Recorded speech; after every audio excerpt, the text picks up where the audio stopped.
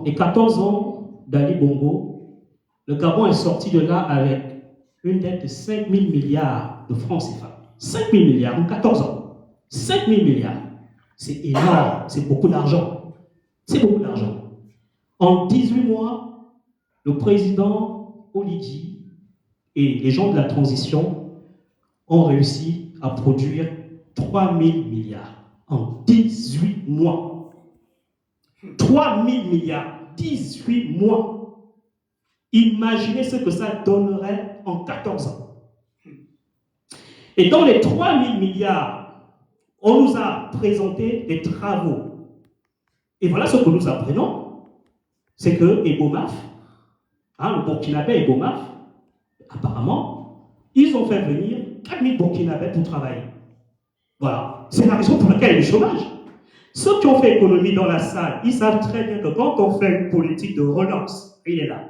Quand on fait une politique de relance, c'est-à-dire quand on injecte de l'argent dans l'économie de manière massive, ce qui se produit, c'est qu'il y a des travaux. Et ces travaux sont censés, justement, créer de l'emploi, sont censés créer une forme de croissance. Mais c'est bizarre. Nos jeunes ne travaillent pas. Il y a beaucoup d'argent, il y a beaucoup de dettes, mais nos jeunes ne travaillent pas. Mais c'est normal. Si on va chercher 4 000 Burkinabés, c'est normal qu'on voit des travaux, mais les gens sont au chômage. Donc, chers compatriotes, ce sont des choses que nous aurons l'occasion de revoir parce qu'on vient effectivement pour les législatives, on aura l'occasion de discuter de ces choses parce que le FMI arrive. Souvenez-vous de moi, quand je vous disais le FMI arrive, parce que après les législatives, je pense que vous allez vous souvenir de ce que je vous ai dit. Vous allez comprendre pourquoi je vous ai dit le FMI arrive. Ça va être compliqué. Ça va être très compliqué. L'histoire des bourses, ce n'est pas un hasard. Le FMI arrive. Ce n'est pas un hasard. Et ce n'est pas la seule chose. Le FMI arrive. Nous allons comprendre la réalité de la gestion du Gabon. La réalité que nous avons décriée, cette réalité arrive. Bon, maintenant, avant de passer le micro à la personne que vous attendez, parce que bon, moi je suis ennuyeux, ce n'est pas moi que vous voulez entendre. Il faut qu'on se dise la vérité. Ce n'est pas moi que vous voulez entendre. Il y a quand même quelque chose que je voulais vous dire et je trouve qui est très grave. Qui est très très grave, qui est en train de se produire. Ça ne se produit pas au Gabon, ça se produit ici, dans la diaspora. C'est honteux. Et je veux vous dire qu'on ne peut pas laisser faire ça. Que vous supportiez l'UDB, que vous supportiez les indépendants, vraiment, chers compatriotes, nous ne pouvons pas laisser faire ce qui est en train de se passer. Rendez-vous compte que le code électoral nous dit que la liste électorale, la liste, doit être publiée 30 jours avant le scrutin. 30 jours avant le scrutin. Rendez-vous compte qu'on l'a publié aujourd'hui, pas hier, aujourd'hui. Nous votons dans 2 jours. Non, les compatriotes, ce n'est pas digne de nous. On peut aller dans les villages, on peut aller embrouiller les esprits de nos compatriotes qui sont au village. Mais ce n'est pas digne de la diaspora. Ce n'est pas digne. Même si vous êtes supporter de l'UDP, vous devez pouvoir leur dire que ça ne se fait pas. Ça là, ce n'est pas bon. Pas dans la diaspora, c'est trop honteux. Deuxième chose, concernant le code électoral. Je suis le directeur de cabinet de Franck Choptal. Je me dois d'être avec lui. En tout cas, c'est la mission que je me suis donnée. Je vote à Paris. Je me dois d'être avec lui jusqu'au bout. Rendez-vous compte que je n'ai pas pu faire de procuration. Pourquoi je n'ai pas fait de procuration? Parce que jusqu'aujourd'hui, les procurations ne sont pas disponibles. Jusqu'aujourd'hui, vous partez à l'ambassade, on vous dit que les procurations ne sont pas encore disponibles. Jusqu'aujourd'hui. Le vote, c'est samedi. Donc, le directeur de campagne de Franck Choptal, que je suis, ne va peut-être pas voter pour son propre candidat. C'est honteux. Même pendant l'élection présidentielle, ils ont laissé à peu près une dizaine de jours pour que les gens puissent faire leur procuration. Pour que les gens puissent établir leur procuration. Ça ne se passe pas au fin fond de nos villages. Ça se passe dans la diaspora, en France. En fait, ils sont tellement convaincus qu'ils ont dompté les esprits. Ils sont tellement convaincus de ça, au point où ils se disent on peut faire ce genre de choses tranquille, ça va passer crème. Ça passera. Sauf que c'est nous insulter. C'est insulter notre intelligence, c'est insulter nos intelligences. C'est quand même la diaspora. Je ne sais pas si on réalise, c'est nous. Nos parents nous ont envoyés pour faire l'école. Nos parents nous ont envoyés justement pour cette instruction, cette illumination.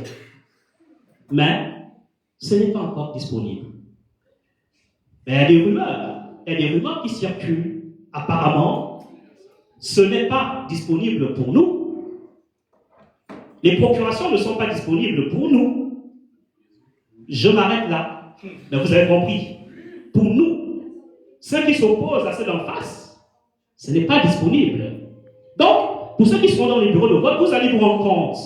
Vous allez vous rendre compte que il y a plusieurs personnes qui vont venir voter par procuration. Mais ça va sortir d'où? Je ne suis pas en train de me plaindre. Nous ne sommes pas en train de nous plaindre plus que ça. On ne fait qu'avertir. On avertit. Parce que dans tous les cas, la réalité, elle est là. C'est la réalité que je viens de vous décrire. Cette réalité, c'est que tout à l'heure, à 14 h, nous avons les compatriotes de Chine qui ont loué un amphithéâtre en Chine. Hein? Ils ont appelé Franck Chopin, ils ont dit Franck, nous avons loué un amphithéâtre pour que tu viennes t'exprimer avec tes compatriotes. Voilà la réalité de cette élection. La réalité de cette élection, c'est qu'il y a une dynamique qui est en train de s'opérer, dans la diaspora.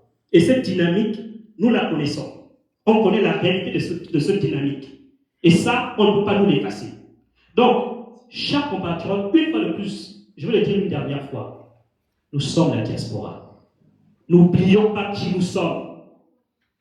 Si nous oublions qui nous sommes les derniers bastions de notre pays. N'oublions pas ça. Il y a des choses qu'on ne peut pas accepter. Donc, Bordeaux, ils pensent que vous êtes un acquis. Ils pensent que vous êtes un acquis. Mais je pense que nous allons leur prouver le contraire. Donc, sans plus attendre, je vais faire appel à un homme que j'admire beaucoup, que j'admire réellement. Je demande à mon candidat, Franck Chopin, que j'espère être le député de la diaspora, de venir nous rejoindre sous votre acclamation, s'il vous plaît.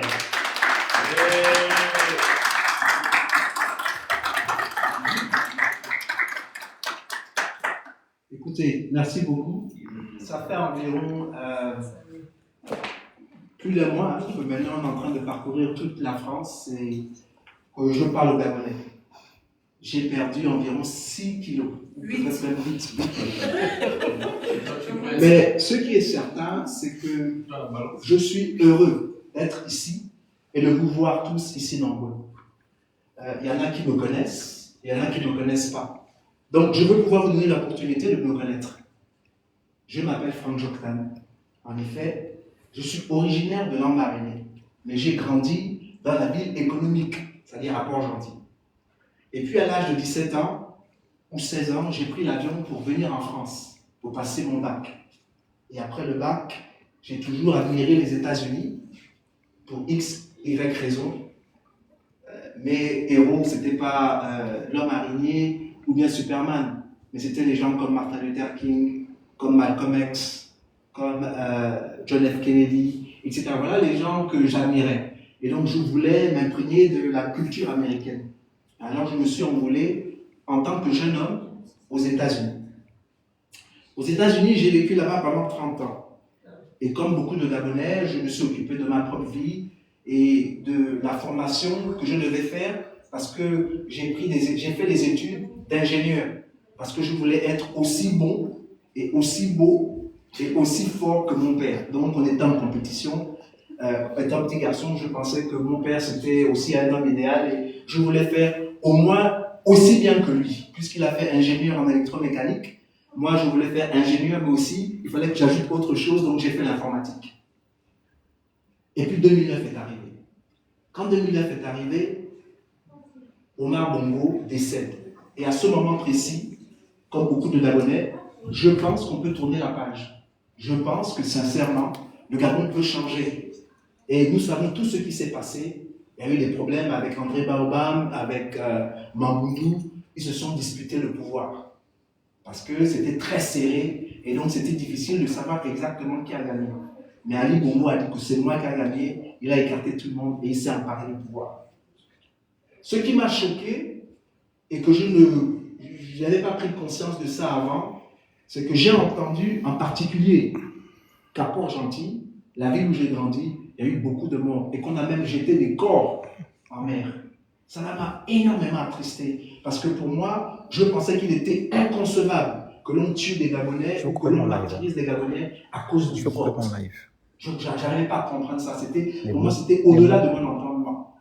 Alors, je suis rentré en résistance, et commencé à dénoncer avec les Landry Annie Washington, avec les Alain Serge Obama, avec les John Nikouma, avec les Radiel et tout, parce qu'on était aux États-Unis. Il y a d'autres Gabonais avec qui nous nous sommes mis ensemble. Et partout où on pouvait, on dénonçait ce qui se passait au Gabon.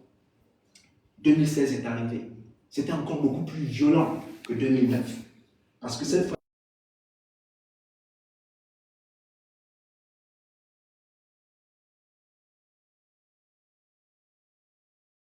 on a tué les Gabonais.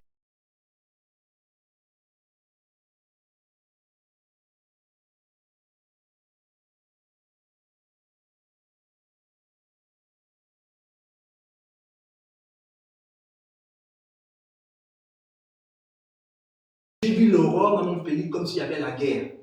Simplement à cause du vote. Parce que les Gabonais avaient décidé autre chose, de changer. Ils avaient décidé de voter un autre homme qu'Ali Bongo. Cela aussi m'a énormément attristé. Et je me rappelle, à ce moment précis, j'étais en Afrique du Sud. Mon réflexe était, il faut que je me retrouve avec des Gabonais. Et donc, en allant à l'ambassade, j'ai retrouvé énormément de Gabonais dans la cour de l'ambassade. Même des jeunes pédigistes qui disaient, Joktan, là je suis avec vous. Ce n'est pas normal que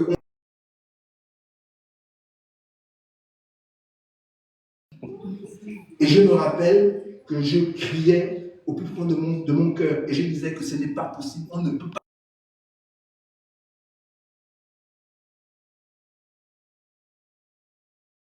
De ce moment précis, que j'ai décidé que j'allais faire ce qu'on appelle la Ncham.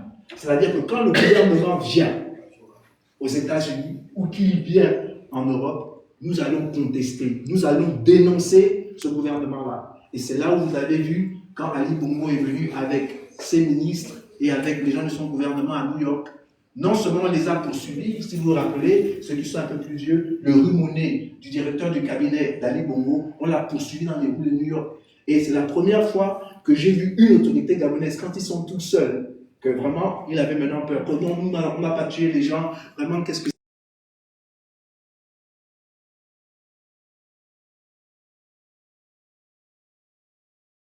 en face, comme ça, de l'autre côté, et lui dire en face ce que l'on pensait. On l'a traité ce jour-là d'assassin.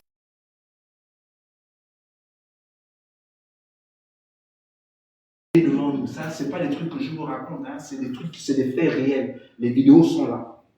Et c'est à ce moment précis-là que la Dream Team a été connue et partout on était le signe de l'espoir d'un peuple qui était martyrisé.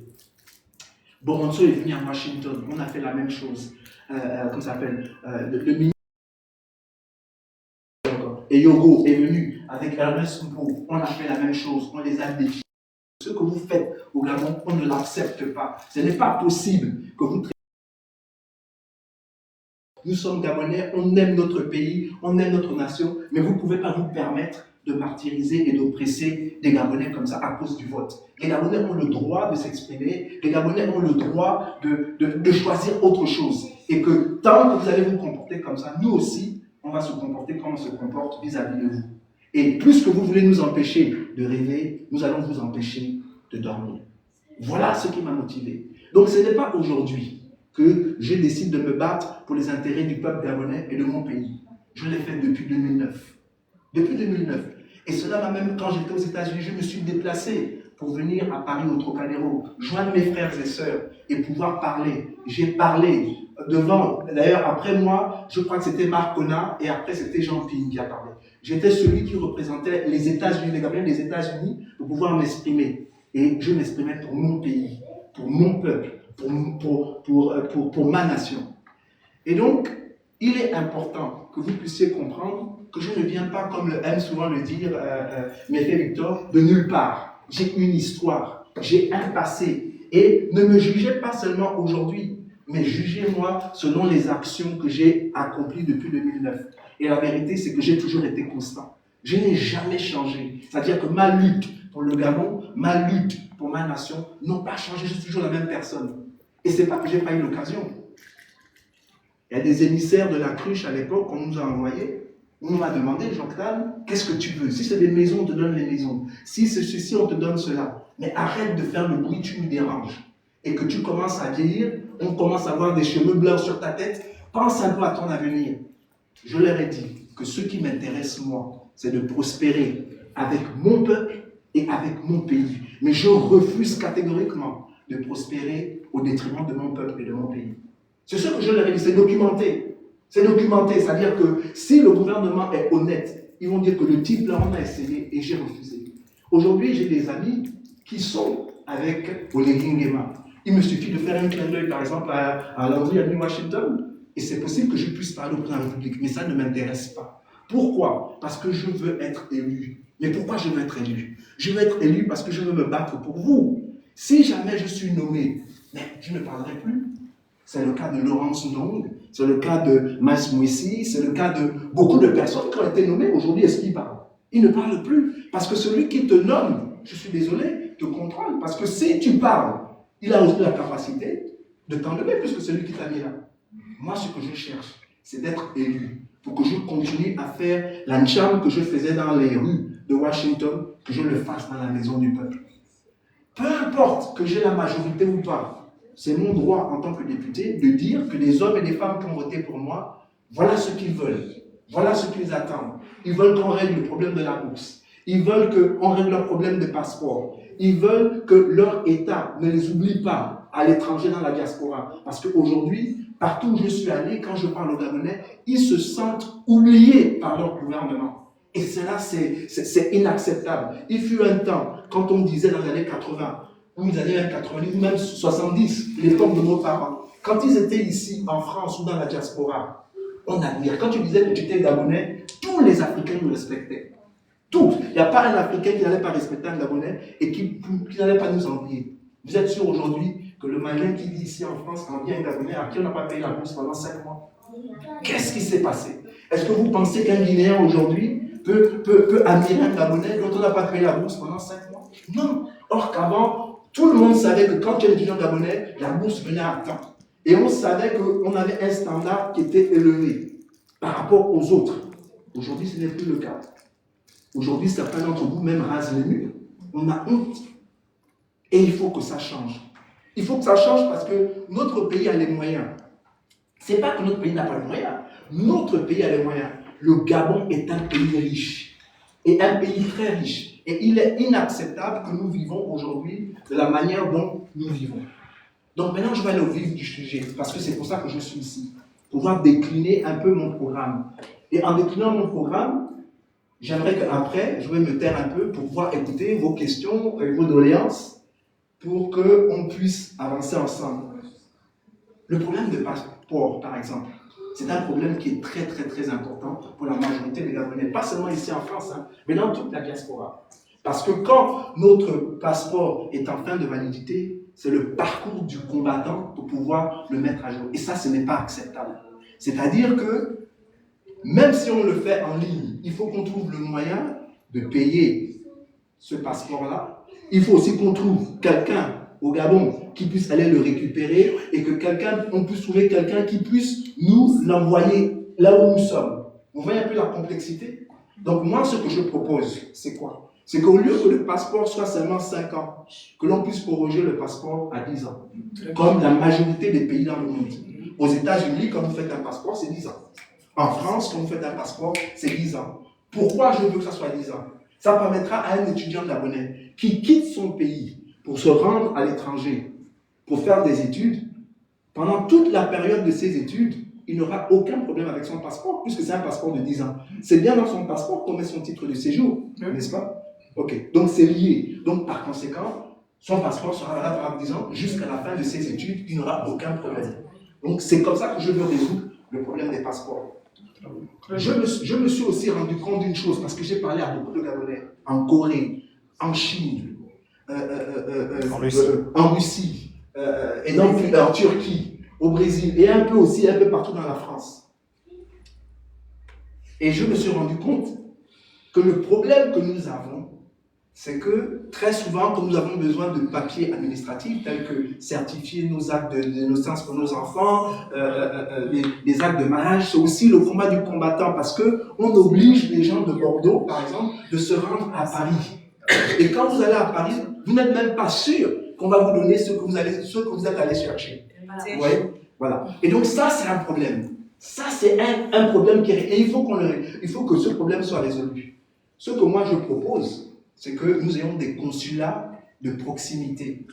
Qu'est-ce que ça veut dire? Et je ne dis pas que ça n'existe pas. Hein. Ça a existé, parce que je sais qu'à Bordeaux, par exemple, mon épouse et moi, il n'y a pas très longtemps, on est parti pour, je crois que c'était pour s'enrôler. Moi, pour m'enrôler, etc., pour le NIP, à l'époque, à Bordeaux. Ça, c'était un consulat de proximité. C'est-à-dire que le service est venu vers moi. Je vis à Bordeaux, c'est venu à Bordeaux. Donc, tous les gens qui vivent à Bordeaux, au lieu d'aller à Paris, je vais rencontrer donc, ce service de proximité, je fais tous mes papiers, etc. Ça m'évite d'aller à Paris, de dépenser de l'argent pour prendre le train ou le transport qui coûte cher. En plus, la majorité de nos compatriotes, ce sont des étudiants. Vous ne leur donnez pas la bourse, mais ils doivent encore payer le transport pour se rendre à Paris. Vous voyez un peu que c'est quand même compliqué. Voilà. Maintenant, je sais aussi qu'il y a des Gabonais qui vivent dans des villages. Aussi en France. Ce n'est pas parce qu'on est en France qu'il n'y a pas de villages ici. Il y a des villages ici en France. C'est-à-dire il y a des coins qui sont retirés. Comme par exemple, un que je peux vous citer, c'est Montèche. Quand j'ai épousé mon épouse, on m'a amené dans un endroit, et vraiment ça nous a pris énormément de temps, où la route était vraiment, c'est-à-dire que tu ne peux rouler que dans un sens. C'est-à-dire que quand une voiture arrive, il faut que tu te bloques un peu de l'autre côté. Et que, voilà. C'était un village en France, l'arrière-pays. Moi, je pense aussi qu'il faudrait que les consulats mobiles, et ce consulat mobile-là devrait aller dans les villages, il y a des Gabonais là-bas, il faudrait qu'on puisse aller là-bas, qu'ils puissent aller là-bas pour pouvoir donner ce service-là aux Gabonais. Les services doivent aller là où sont les Gabonais. Ce n'est pas les Gabonais qui doivent se déplacer là où il y a le service. Vous voyez ce que je veux dire? Voilà ce que j'aimerais pouvoir proposer. Maintenant, l'histoire de la bourse. Moi, député, je veux que l'on mette dans la loi des finances la bourse. C'est-à-dire qu'à chaque fois qu'on fait le budget au Gabon, on doit allouer un certain montant pour payer la bourse des étudiants. C'est-à-dire on bloque dans le budget, on dit si c'est 80 milliards, on prend les 80 milliards là. Avant de faire quoi que ce soit, on prend 80 milliards, on le sort, on dit ça là, c'est pour payer la bourse des étudiants. Donc que l'on monte, que l'on descend, la bourse des étudiants doit être payée. Parce qu'il est inacceptable qu'un État responsable envoie les enfants d'autrui à l'étranger et ne leur permettent pas d'avoir un revenu. C'est-à-dire qu'ils sont abandonnés à eux-mêmes et ils sont dans la précarité. Ça, c'est inacceptable. C'est le rôle de l'État de protéger ses enfants partout où les Gabonais sont. Le président Oligui lui-même, quand il a prêté serment face aux Gabonais, il a promis qu'il allait défendre le Gabon et qu'il allait protéger nos intérêts. Ce que je demande en tant que député, c'est que ce qu'il a dit, qu'il accomplisse. Parce que s'il ne le fait pas, il est en violation de notre constitution. Et c'est pour ça que je vais être élu. Si je suis nommé, je ne peux pas dire ça au président de la République. Il va me dire que tu es ici, n'oublie pas que tu es ici à cause de moi. Mais cette fois-ci, je ne serai pas là à cause de lui. Je serai là où je suis à cause de vous. Voilà pourquoi je suis venu ici vous parler. Je ne suis pas là pour accompagner le président de la République. Je suis là pour contrôler l'action du gouvernement. S'il y a quelque chose qui n'est pas bon, il faut que je le dénonce. Et il faut qu'on le corrige. Pour le bien du Gabon et pour le bien du peuple gabonais. En ce qui concerne les entreprises, il y a un truc qui me choque, c'est que je n'arrive pas à comprendre comment il y a des Gabonais qui réussissent à créer une entreprise en France, aux États-Unis, un peu partout dans le monde, mais qu'au Gabon, ils ont du mal. à établir ou à reproduire le miracle qu'ils ont accompli en France ou ailleurs.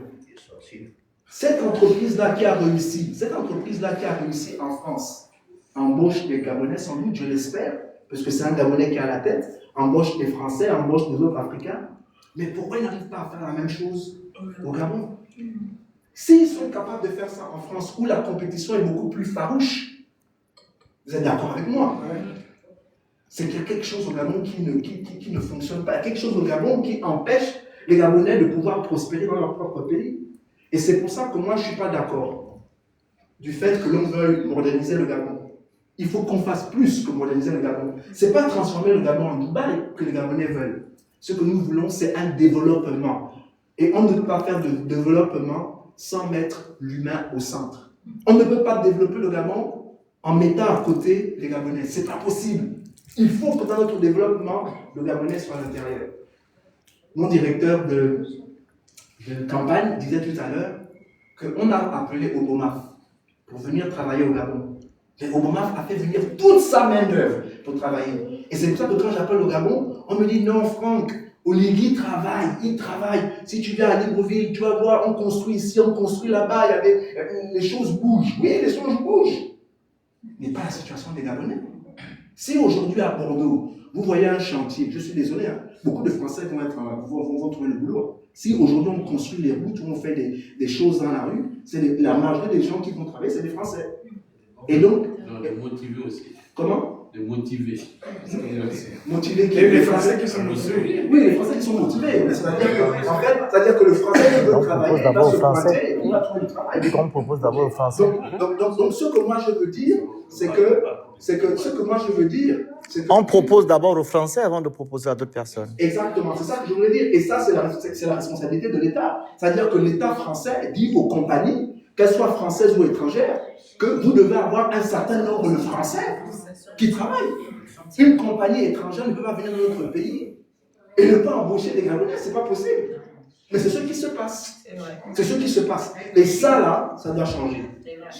Parce que c'est pas bon. Parce qu'il y a un système qui est contre le Gabon et qui est contre nous. Parce que c'est pas normal que le pays se modernise et que les Gabonais vivent toujours dans la précarité.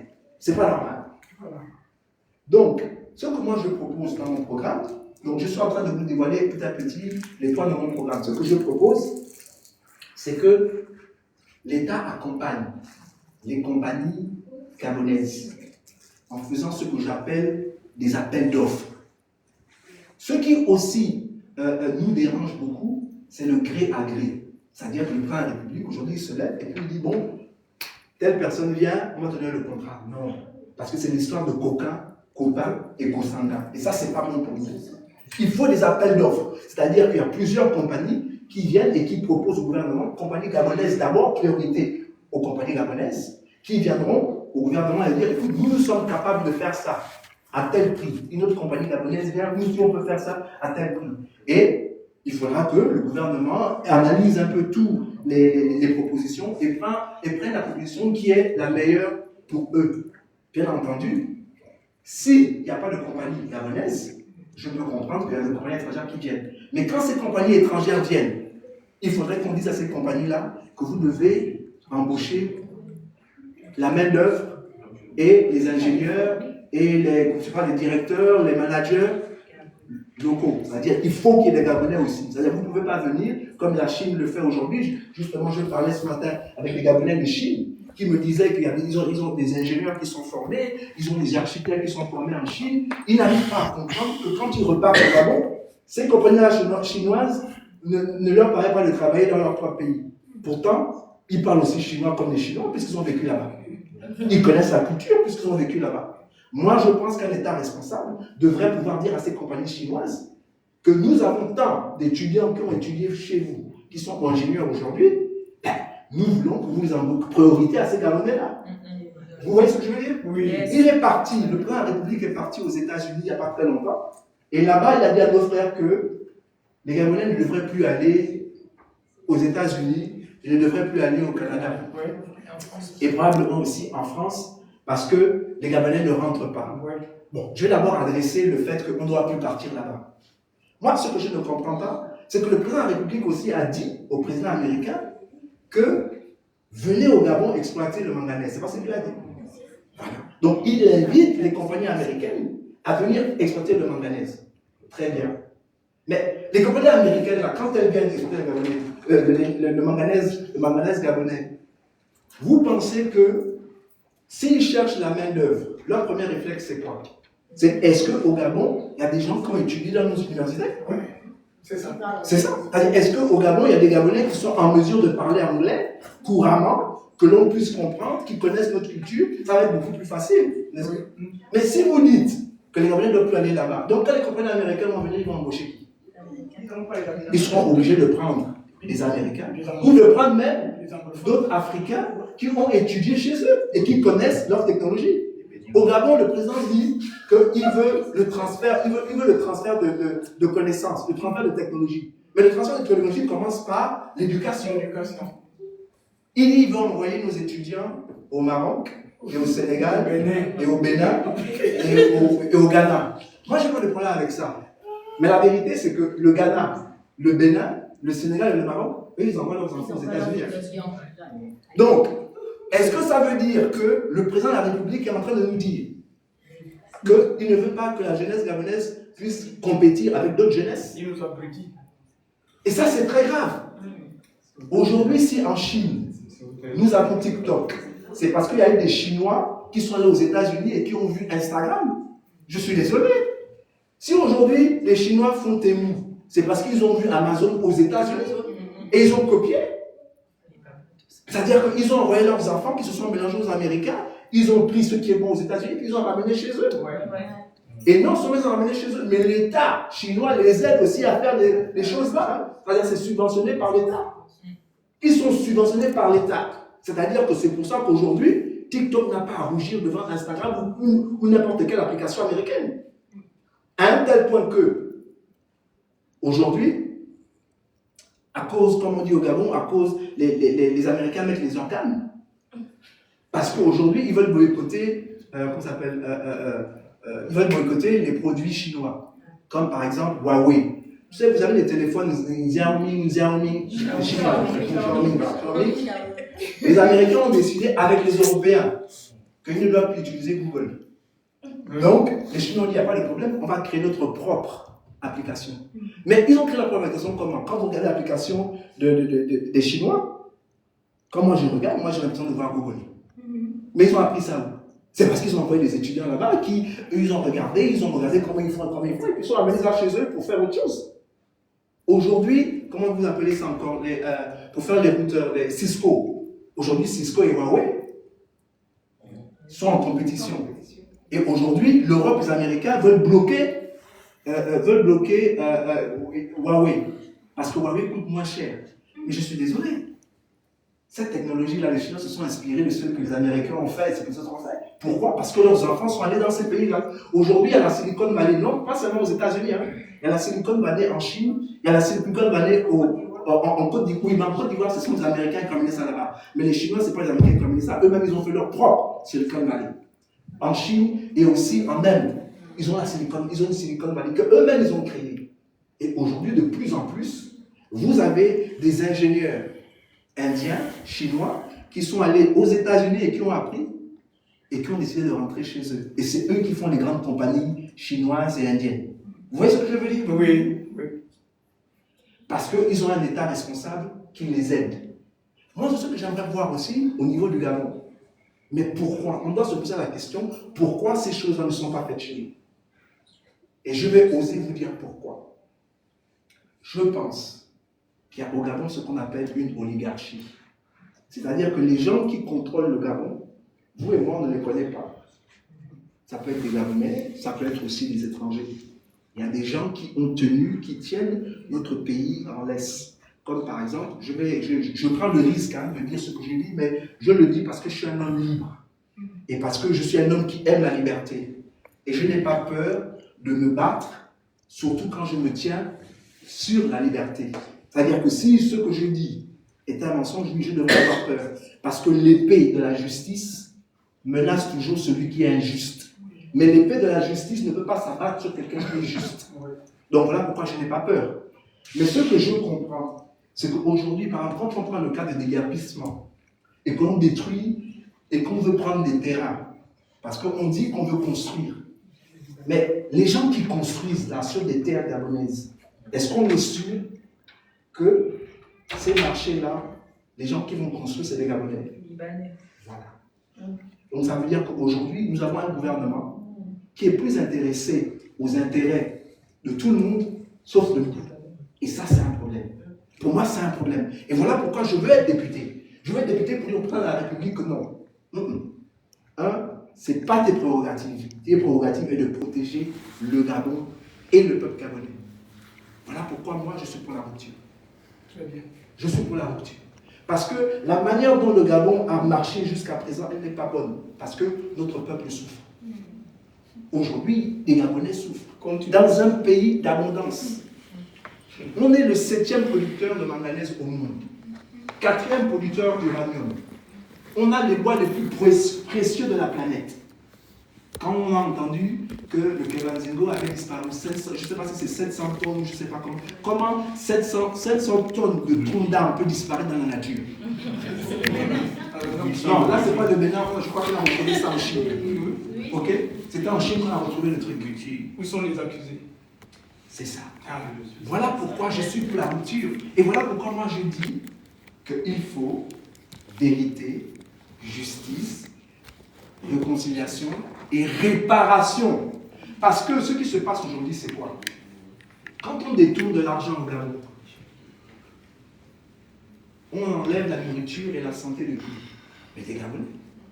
Parce que cet argent-là aurait pu construire des écoles, aurait pu faire des hôpitaux performants. Je viens d'apprendre aujourd'hui de la bouche d'une Gabonaise qu'aujourd'hui au Gabon, même pour te prendre, par exemple, quand on te prend ta pression, ta tension, il faut que tu payes. Mais vous avez vu ça où? Tu viens avec ton thermomètre, tu viens avec ton coton, tu viens avec ton alcool, tu viens avec ta seringue. Mais vous aussi, je suis malade. Je suis souffrant, mais je dois penser qu'il faut que j'amène les pansements, je dois amener l'alcool, je dois tout amener, or que je suis malade, fiévreux, je tremble même, mais je dois penser à tout ça. Vous voyez quand même qu'on a atteint un niveau qui est vraiment dangereux. Et on ne peut pas se permettre de continuer comme ça. Donc, d'accompagner du début, ou d'accompagner le président de la République. C'est pas possible. Parce que si vous accompagnez le président de la République, ça là, ça va continuer comme ça. Ça va continuer comme ça. Il faut une rupture. Et il faut que l'on contrôle l'État. Il faut qu'on contrôle l'État. C'est-à-dire qu'il faut qu'on dise à l'État, qu'on soit capable de dire à l'État, attention, ce qui est en train d'être fait n'est pas bon pour le pays et ce n'est pas bon pour nos concitoyens. Il faut un bon député pour le dire. Voilà. Ce bon député, vous l'avez devant vous. Voilà. C'est-à-dire, je veux me battre. Il n'a pas froid aux yeux. Je n'ai pas froid aux yeux. Et je veux me député.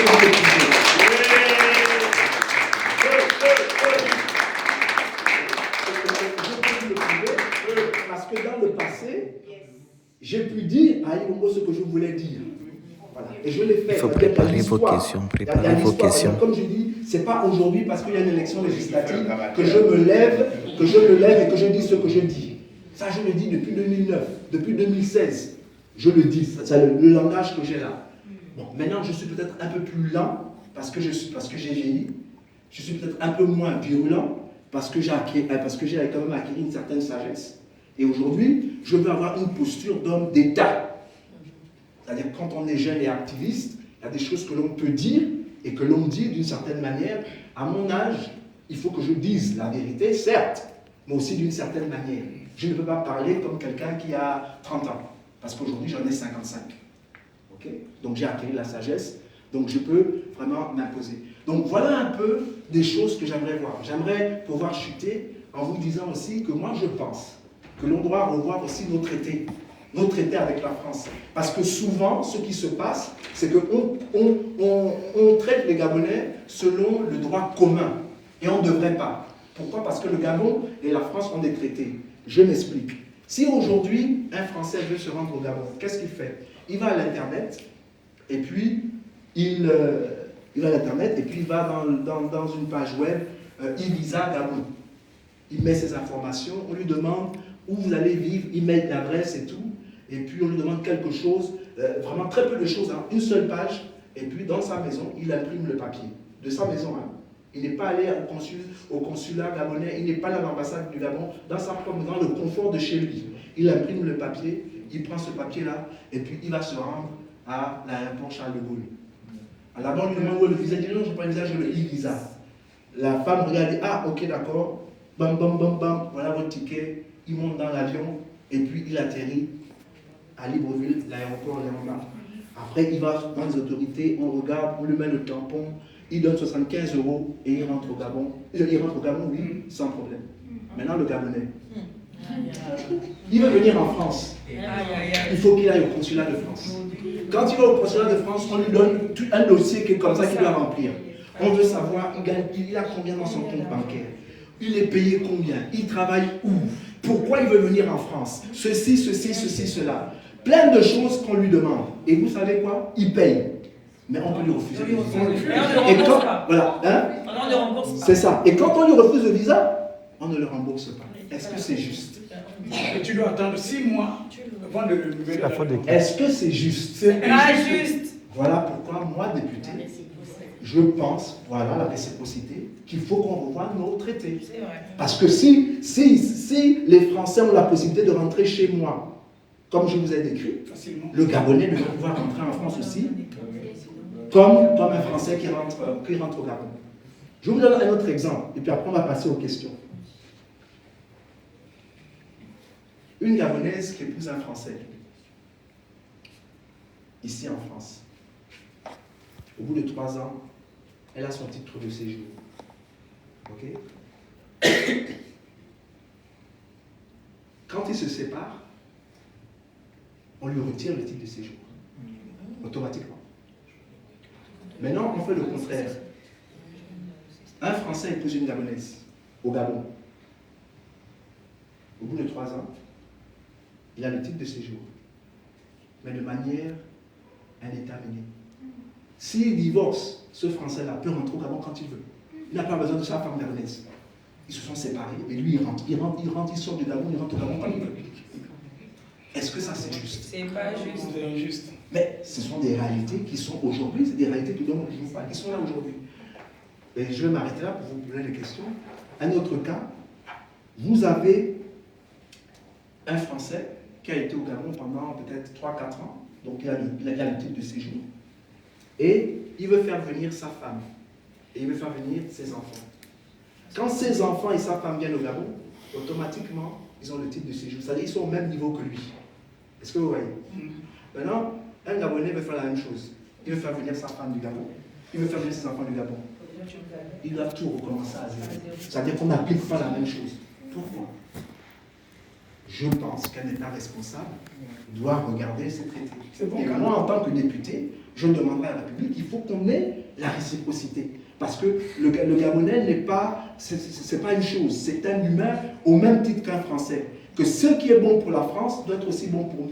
Et qu'on devrait avoir la réciprocité et traiter avec dignité. Est-ce que vous savez que normalement, la France n'a pas le droit de refuser le visa aux Gabonais? Tout comme le Gabon ne refuse pratiquement jamais le visa à un Français. Parce que ce sont les accords que nous avons. Mais pourtant, souvent, on nous refuse le visa pour des choses qui sont... je ne sais même pas. On ne sait même pas pourquoi Vous avez des frontières poreuses. Non, mais c'est ça. Mais maintenant, ce qui est sûr, c'est que quand on refuse le visa, normalement, le Gabonais a le droit de faire appel. Est-ce que vous savez ça? Vous blaguez. On a le droit de faire appel. Mais beaucoup de Gabonais ne le savent pas. C'est-à-dire que la France a refusé, on accepte. On a le droit parce que ce n'est pas normal qu'on refuse le visa. Et ce que je n'arrive pas à comprendre, c'est que la France, c'est 66 millions d'habitants, ou 67 millions d'habitants aujourd'hui. Au Gabon, on n'est que 2,5 millions. Qui devrait avoir peur d'envahir l'autre? C'est eux. Exactement. Les Gabonais ne peuvent jamais envahir la France. Jamais. On n'est que 2,5 millions. Mais par contre, les Français peuvent nous envahir. Donc, je ne sais pas de quoi les Français ont peur. Ah bon? De nous empêcher de venir chez eux. Vous voyez ce que je veux dire? Oui, oui. Il n'y a pas de sens à dire qu'il n'y a pas de sens. Bref. Donc, voilà pourquoi je pense qu'il faut qu'on revoie les traités. Il y a beaucoup d'autres choses que j'aimerais dire, mais je ne vais pas vous ennuyer. Je vais vous donner aussi l'opportunité l'opportunité aussi de me poser des questions. Et il y a mon épouse qui me dit s'il y a le temps. Donc, j'ai parlé de beaucoup de choses. Maintenant, c'est votre opportunité aussi à vous de pouvoir vous exprimer et de pouvoir me poser des questions si vous avez. Et par exemple, s'il y a quelque chose qui vous embête et vous voulez savoir, est-ce que dans mon programme j'ai pensé à cela, je vous dirai honnêtement oui ou ah, ça c'est quelque chose que je n'ai pas pensé. Ok? Et voilà. Donc, est-ce qu'il y a des questions? Oui, il y en a. Très bien. Comment? Je peux? Oui, vas-y. Oui, par rapport, on appelle ça au visa. Oui. On doit donner les visas aux Gabonais normalement et tout. Mais il y a un problème. Vous avez des frontières poreuses. Les gens rentrent n'importe comment. Vous avez des problèmes de passeport. Les gens prennent le passeport n'importe comment. Vous pensez que les Français vont vous laisser la facilité de rentrer chez eux comme ça? Très bonne question. Mais ça, c'est la faute de qui? Mais c'est la faute des honorables comme vous. Non. Parce que je ne suis pas encore honorable. Mais vous êtes déjà honorable. Bon, peu importe. Mais ce que je veux dire, c'est la faute du gouvernement. C'est pas ma faute. Ils ont fait des faux passeports. C'est la faute du gouvernement. Et je suis tout à fait d'accord avec toi. Aujourd'hui, on a vendu le passeport gabonais. Moi, j'ai rencontré des Sénégalais, des Guinéens, aux États-Unis, qui me disent qu'ils sont passés par le Gabon pour venir aux États-Unis. Parce que je vous dis que, par exemple, le Gabon fait partie des rares pays en Afrique où, quand vous prenez un visa et que l'Amérique vous accorde le visa, c'est pendant 5 ans multiples entrées. Ça veut donc dire que quand vous avez un visa qui vient des États-Unis, vous pouvez rentrer aux États-Unis et sortir le nombre de fois que vous voulez. Vous voyez un peu? Là, il y a la réciprocité, parce que c'est bon, c'est ce que les Américains font pour nous, mais c'est ce que nous aussi on fait pour les Américains. Là, ce traité-là, il est juste et il est bon, on ne va pas toucher. Mais bientôt, on risque d'avoir des problèmes. C'est pour ça que l'administration Trump a dit quoi? Il a dit au Gabon, commencez à regarder vos passeports, parce qu'on est en train de se rendre compte qu'il y a des gens qui viennent chez nous qui ne sont pas gabonais, mais ils ont des passeports gabonais. Et ça, c'est dangereux. Pourquoi? Parce que les terroristes... Les mots. Hein, parce qu'il peut y avoir des gens qui veulent faire du tort aux États-Unis, qui viennent sur le prétexte d'être gabonais, or qui sont autre chose. Vous voyez ce que je veux dire? Oui. Mais ça, c'est la responsabilité de l'État. C'est l'État qui doit s'assurer qu'on ne donne pas le passeport à n'importe qui. Et c'est aussi la responsabilité de l'honorable, du député, de dire à l'État, attention, ce que vous faites n'est pas bon. Et je serai ce député-là en disant au gouvernement que non, moi je suis de la rupture. Si on faisait ça avant, là maintenant je suis ici, on ne fait plus ça.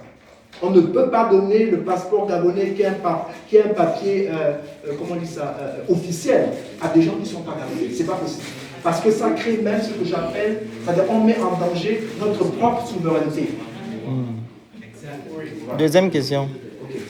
Voilà, vous avez dit que vous serez honorable. Vous allez défendre les lois à l'Assemblée nationale. Mais la constitution gabonaise qui a été votée le 16 novembre 2024 a tout bloqué. Est-ce que vous aurez la capacité de pouvoir faire entendre vos voix? Dire que le président a tous les pouvoirs. Oui, mais je vais à l'Assemblée nationale parce que je suis le candidat de la rupture. Ce qui veut donc dire que c'est mon droit en tant que député de parler au gouvernement et de dire au gouvernement, ça c'est pas bon, ça c'est pas bon. Et je vais proposer des lois.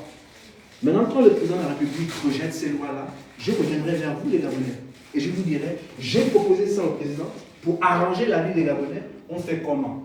Vous voyez ce que je veux dire? C'est-à-dire que ce n'est pas seulement sur moi. Moi, je vais me battre pour vous. Mais vous aussi, vous devez me soutenir. Vous devez me soutenir. Sinon, on va me broyer. Donc moi, je m'appuie sur vous. Et c'est pour ça que je dis que je veux être élu. Parce que je veux pouvoir dire au président de la République qu'il y a des hommes et des femmes qui m'ont élu. Et ils me demandent, l'histoire des passeports, il faut régler ça. 5 ans, c'est trop peu. Ils veulent 10 ans. Le passeport, il ne faut plus donner aux étrangers, qu'aux Gabonais. D'ailleurs, c'est une faute de donner le passeport aux étrangers. C'est une faute très grave. À l'international, c'est dangereux. On ne donne pas le passeport, ce n'est pas un document que l'on donne. Les Américains ne donnent pas les passeports à qui veut l'entendre. Il y a tout un processus. Il faut être Gabonais pour avoir un passeport gabonais. Un Sénégalais ne peut pas avoir le passeport gabonais, à moins qu'il se naturalise gabonais. Donc là, déjà, il y a faute. Et en tant que député, c'est aussi mon rôle de dire cela. Dans notre constitution, c'est vrai, il y a beaucoup de verrous. Et je suis conscient de cela. Voilà pourquoi je vais être député. Parce que ces verrous-là doivent sauter. Parce que ces verrous ne sont pas bons pour nous.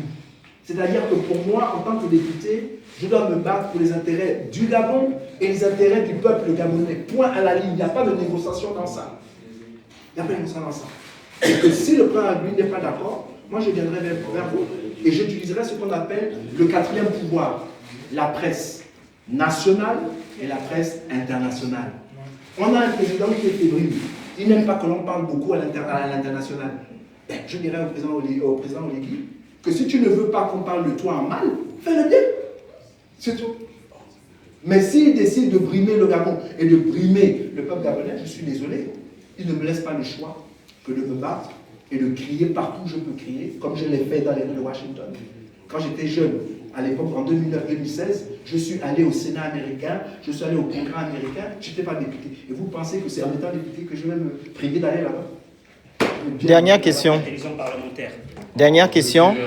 Le président de la République, M. Brice Oligui, demande aux Gabonais de la diaspora d'aller investir, de faire le business, sachant que la douane gabonaise est coûteuse. Comment vous allez faire pour... C'est justement ce que je suis en train de dire aussi, c'est-à-dire que dans tous les pays qui se respectent, les États-Unis par exemple, leur multinationale, l'État, c'est-à-dire les droits douaniers ne sont pas les mêmes que les autres compagnies. Vous voyez? C'est-à-dire qu'une compagnie chinoise, japonaise ou allemande qui veut venir travailler par exemple aux États-Unis, ben, je suis désolé, les Américains leur disent, il n'y a pas de problème, vous voulez travailler, vous voulez vendre votre produit chez nous, il n'y a pas de souci. Venez installer la compagnie là chez nous et puis embaucher des gens chez nous. Si vous voulez avoir le même taux que nous donnons aux Américains. Vous voyez ce que je veux dire?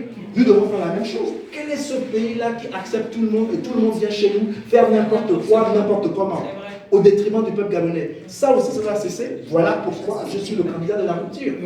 Il y a des mauvaises habitudes que nous avons prises et nous devons arrêter ça. Et on est en train de blâmer les étrangers. Mais je suis désolé, ces étrangers-là qui font les fanfarons de notre pays, ils le font pourquoi? Parce qu'il y a des Gabonais qui leur donnent l'autorité de le faire. Et donc on a besoin d'un État responsable où il y a des lois qui protègent les intérêts du peuple gabonais. Et moi, en tant que député, je veux me battre pour que la dignité du peuple gabonais soit réellement restaurée, pas seulement dans la bouche, comme on dit au Gabon, mais en fait, dans les faits et dans les actes. J'espère que j'ai répondu à ta question. Merci.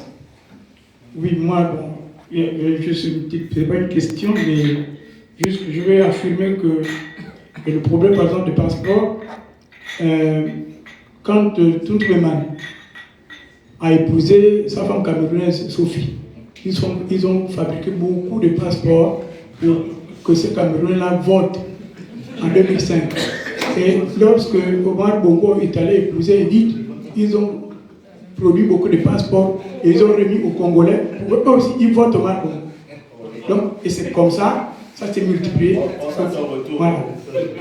Oui, ça c'est juste une affirmation. J'ai 56 ans aujourd'hui, j'ai 49 ans de vie au Gabon. Ça fait 7 ans que je suis seulement ici en France. Voilà. Et ça c'est criminel. Ça ne devrait pas se faire. Ça ne devrait pas se faire. Et on ne devrait pas l'accepter. On ne devrait pas l'accepter. Et c'est pour ça qu'en tant que député, moi je pense qu'il faudrait qu'on appelle le ministre des Affaires étrangères et qu'il nous explique ces cas-là. Et que les personnes qui ont pris des passeports gabonais de manière frauduleuse, parce que ça c'est frauduleux, on doit pouvoir leur retenir ou annuler le passeport. On doit le retenir parce que le passeport est un document que l'on doit donner seulement aux Gabonais. S'il n'est pas Gabonais, il ne mérite pas d'avoir ce passeport-là. Parce que c'est ce qu'ils font dans les pays ailleurs, dans d'autres pays. On ne donne pas le passeport comme ça. Il faut être naturalisé, on nous donne le passeport, mais on ne peut pas donner des passeports comme ça, comme si c'était des bonbons. Donc, pour la suite de mon plaidoyer, je voulais juste vous interpeller au sujet de la question du président de la République de suspendre les bourses d'envoi des étudiants.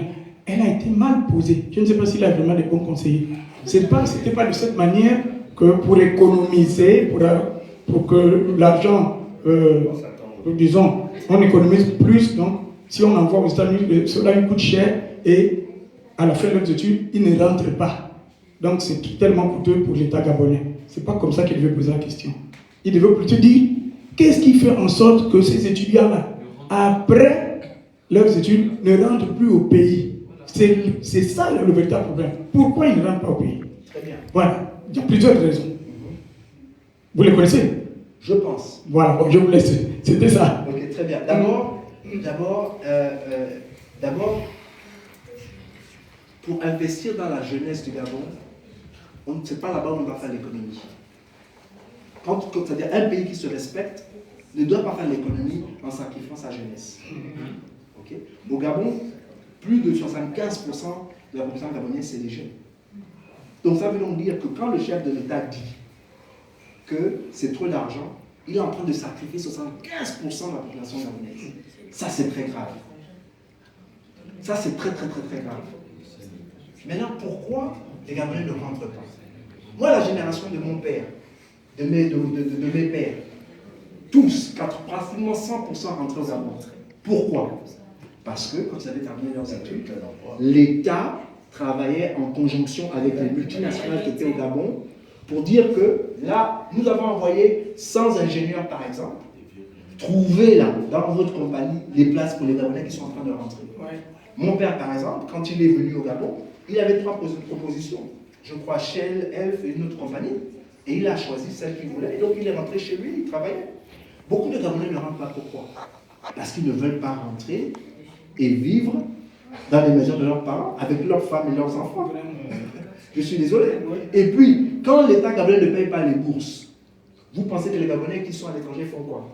Ben, ils se débrouillent. Donc ils trouvent un boulot, et ils commencent à trouver un boulot, ils commencent à financer eux-mêmes leurs propres études, et puis après ils trouvent un bon boulot. Ici en France, ils font des enfants, ils s'installent, ils achètent une maison, etc. Et maintenant vous dites qu'ils doivent rentrer au Gabon où c'est incertain. Est-ce que ça c'est normal? C'est pas normal. Vous les avez abandonnés, pendant 5 mois vous ne leur donnez pas la bourse. Et maintenant ils se débrouillent eux-mêmes, et maintenant vous dites rentrer au Gabon. Mais vous n'êtes même pas capable de leur donner un revenu où vous les avez envoyés à l'étranger. Ces Gabonais ne vont pas rentrer, je suis désolé. Parce qu'eux aussi, ils veulent que leur famille sorte de la précarité. La question aussi que l'on doit se poser, c'est qu'il y a beaucoup de Gabonais qui envoient de l'argent au Gabon, ça on n'en parle pas. Moi, par exemple, j'envoie régulièrement, mon épouse aussi, on envoie de l'argent au Gabon ou à nos frères et sœurs qui sont dans d'autres pays parce que l'État n'envoie pas l'argent. Parce qu'il faut bien que ces Gabonais la vivent quand même. Vous voyez ce que je veux dire? Oui. Donc quand vous êtes traité comme ça, quel est le goût qui va vous animer pour rentrer chez vous quand votre État vous a abandonné? Okay? Ouais. Donc il faut que l'État crée des conditions, qui crée un environnement où les Gabonais ont la possibilité de rentrer. Et moi, je pense que l'État gabonais doit travailler avec les multinationales, les compagnies qui sont au Gabon, et qui disent à ces compagnies-là que chaque année, il y aura des Gabonais qui rentreront et trouver de la place pour eux. Et donc aussi pour les stages. Pour les stages aussi, ces compagnies-là devraient régulièrement ouvrir les stages aux Gabonais qui sont à l'étranger. De temps en temps, ils viennent pour s'acclimater, etc. Mais ça, c'est là aussi la responsabilité de l'État.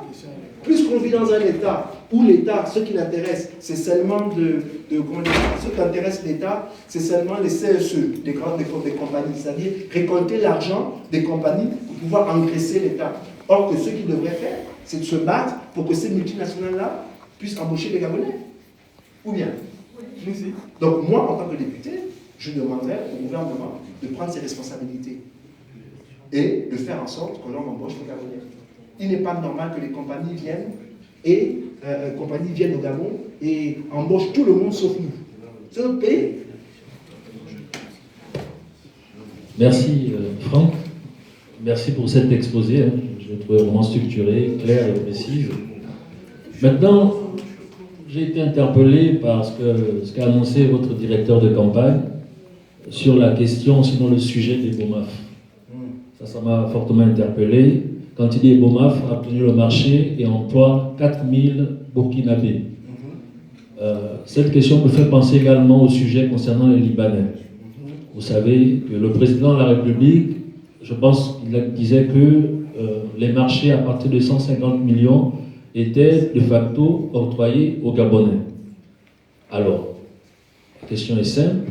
Il faut quand même se dire qu'aujourd'hui, quand on crée une entreprise au Gabon, puisque vous parlez des BOMAF et des 4000 Burkinabés, les Gabonais se heurtent aussi à une difficulté, c'est que quand je crée une entreprise, il faut que je paye la main-d'œuvre. il faut que je paye les premières matières, les matières premières pour lancer ma boîte. Je pense, hein, ça n'engage que Steve à beaucoup, c'est que mais ils sont confrontés à ce problème-là. Pourquoi on donne aujourd'hui le marché libanais? Je pense, hein, à mon sens, mais ils ont le liquide. Ce sont eux, je suis désolé, moi je pense à ça, ce sont eux qui ont l'argent sur moi. La liquidité, c'est la raison pour laquelle hein, j'ai même, il faut qu'on se le dise, je pense, hein, ça n'engage que moi, mais on peut discuter. Oui. Il faudra me dire comment vous allez faire ça, parce que pour moi, les Libanais ont la primeur sur le marché ou les étrangers, c'est pareil avec les Chinois. Quand les Chinois arrivent, ils ramènent les Chinois. Il ne faut pas travailler les Gabonais, je suis d'accord avec vous, mais peut-être qu'ils se heurtent à ces difficultés-là. J'ai un marché à 600 milliards de francs CFA. Comment je fais pour avoir la première matière? Comment je fais pour payer la main-d'œuvre? Comment je le fais? Et qu'est-ce que vous comptez mettre en place pour aider ces entrepreneurs gabonais-là à pouvoir lancer leur activité, à pouvoir payer la main-d'œuvre, à pouvoir s'aligner sur le marché de la concurrence face aux Libanais, face aux Chinois, face aux Burkinabés? Je vous remercie. Très bien. Mais déjà, d'abord, ce que j'aimerais pouvoir dire, c'est que dans un pays comme le Gabon, par exemple, Eboma vient au Gabon. Ils viennent au Gabon, c'est vrai, avec leur liquidité. Donc, ils préfinancent les choses. C'est ça, en fait. C'est pour ça qu'ils se permettent de faire venir des Burkinabés. J'ai entendu Eboma lui-même parler. Parce qu'il y a des Gabonais qui se plaignaient que le chômage au Gabon est trop élevé. Et Obama a répondu en disant, ce que vous voyez là au Gabon, les constructions, c'est mon argent que je mets. C'est mon argent, mes liquidités. Je ne suis pas venu au Gabon pour résoudre votre problème du chômage. Et il a raison. Il n'est pas venu pour ça. Il a son pays. Il n'est pas venu pour régler le problème du chômage. La faute, c'est le gouvernement. C'est-à-dire que le gouvernement libère, parce que l'argent que Obama paye, quand il finance les trucs là, c'est préfinancé, mais ce n'est pas de l'argent perdu par Obama. L'État gabonais doit payer. Oui, tout à fait. Et par exemple, si Obama a mis au Gabon, je vais prendre des chiffres, je ne connais pas les chiffres exacts,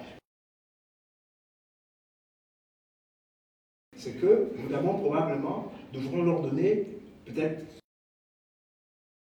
100, 400. Mais c'est la faute de qui? C'est la faute de l'État. C'est la faute de l'État. Moi, je suis désolé. C'est la faute de l'État. Tu vois, c'est la faute de l'État. Donc, si le gouvernement est capable de payer à long terme 400 milliards, c'est-à-dire donc le double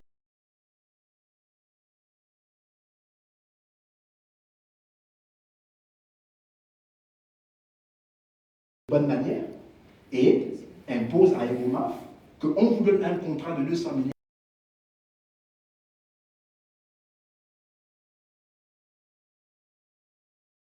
Si on prend, il faudrait qu'il soit au moins accompagné par un ingénieur gabonais. Moi, je sais qu'en Chine, c'est ce qu'ils font. Quand les Américains vont là-bas, quand les Américains ou les Européens, les compagnies européennes vont là-bas, ces pays-là exigent qu'il n'y ait pas de problème. Si le directeur est américain, parce que c'est une compagnie américaine, le directeur adjoint doit être chinois.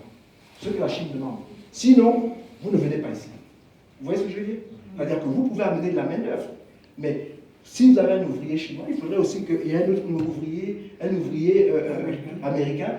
En fait, ce qu'ils veulent, ils font des doublons. Pour que la personne qui est à côté de l'autre là puisse aussi apprendre le métier. Et qu'à un moment donné, on espère que celui qui a appris du chinois va aussi apprendre d'autres Gabonais, ainsi de suite, ainsi de suite. Il faut qu'on commence quelque part. Vous voyez ce que je veux dire?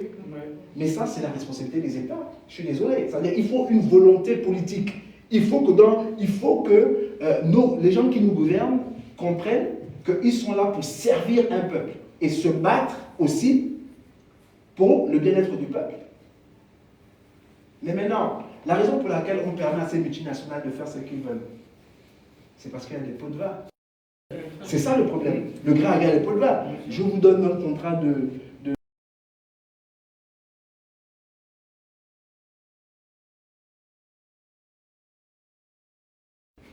quand je te donne les 3,